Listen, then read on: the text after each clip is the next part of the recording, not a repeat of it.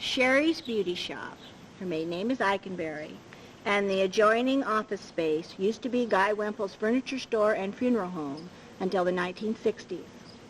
To the north, where the activity center sign is, Mike Young's had a grocery, and Pearl and Louis Spark Krantz bought it in 1948 and added a locker. People rented lockers because they did not have freezers as part of their refrigerators, or they were big enough only for ice cube trays and ice cream. Farmers butchered their own meat and needed a place to keep it.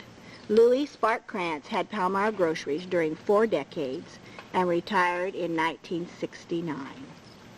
Where the senior center is today was formerly a hardware and later the Nash Theater, 1911 to 1930. Nash Theater had silent picture shows and was a town hall used for dances and school basketball and plays. It was used for a Lions Club and then torn down to make way for the Activity Center building built in 1983. Part of the trim was kept. That building was a large cafe in the 1930s, 40s, and 50s. DeMoss, Burton's, Molman's, Hull's, and Ferguson's ran it. Gerstenschlager's Body Shop was a location of Nash's restaurant and later Irene Gray Dowding's beauty shop before she built one in her home. There was also a barber shop in this area. There was a large telephone building near the north end that included living quarters. Irene Dowding had a beauty shop in that building also. There were wide concrete steps in the front, and people would sit there to visit. In 1901, there were switchboard operators we called Central. My number was 1203, which meant 3 short rings.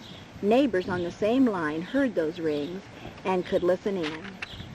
Where the present telephone building is was formerly the Bruce Winkelplex store and later Billy Vaughn's furniture store and mortuary. It was a vacant lot in the 1940s, and free picture shows were held here before the location north of Bill's store. The first firehouse was kept in a cave in this store location. There was a building on top of the cave which was used to keep the ladders and fire equipment. The fire tank wagon contained chemicals and had to be kept in the cave to prevent freezing.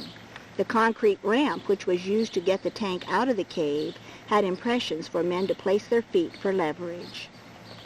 The fountain was on the north corner. People could get a drink, and the lower tank was for the horses.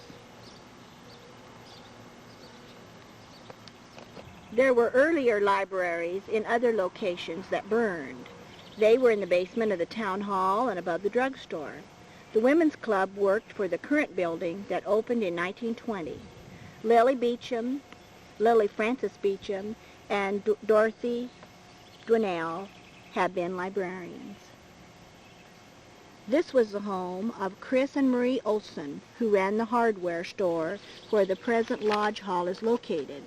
Their son Leland graduated from Palmyra with the class of 1938. He and his cousin, Frank Olson, Jr., wrote a short history of Palmyra that appeared in the school High Times and the Palmyra Items when they were high school students. It was based on interviews. This was the home of Dick and Bella Nash. Dick was a builder and built District 8, where Craig and Pam Bolts and family live. He also built the Christian church in Unadilla, besides homes and many other things. His son Clinton continued the construction business. Dick lived to be over 100 years old and died in 1994. In the late 1870s, there were 3 general stores, 2 hardwares, 2 drugstores, 2 doctors, 2 millinery or hat shops, 2 groceries, a dressmaking shop, 2 lumber yards, a flour mill, 3 hotels, 3 blacksmiths, a livery or horse barn, 2 barbers, 2 shoe shops, a harness shop, newspaper, implement store, and a cheese factory south of town. Natural gas company, located 1 mile east and 2 miles north of Palmyra, was a WPA project and provided jobs and benefits for the surrounding community. The first engine was ready in the early 1930s. It is a compressor station or booster plant, and due to mechanization now employs only 14. At its peak there were 75 to 80 employees. My dad, Cecil Powers, and his brother Bill worked there over 30 years.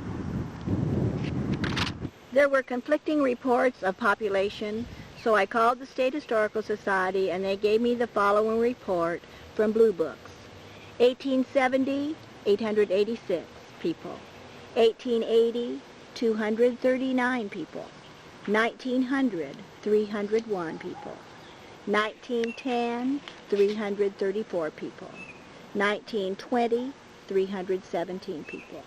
1930, 344 people. 1940, 401 people. 1950, 372 people. 1960, 377 people. 1970, 386 people. 1980, 512 people. And 1990, 545 people. The current trend is growth due to the close proximity to Lincoln jobs. The big question is why the population dropped so drastically its first 10 years from 886 to 239. One guess is that when Lincoln was chosen as the capital, it boomed from a village to 30,000. Perhaps Palmyra people went for jobs. Lincoln's 1990 population was about 192,000. The records were destroyed by fire in 1890. Grasshoppers ruined crops in 1874 and 1887. The figures for 1940 to the present were supplied by the Department of Economic Development Research Division. You can read about Palmyra at the Palmyra Public Library and at the Odo County Museum at Syracuse, which also has a few cassettes of historical interviews. I apologize for any errors, omissions, or misunderstandings. A lot has happened in 126 years. Thanks to all those who helped gather this information, and best wishes for Palmyra's future.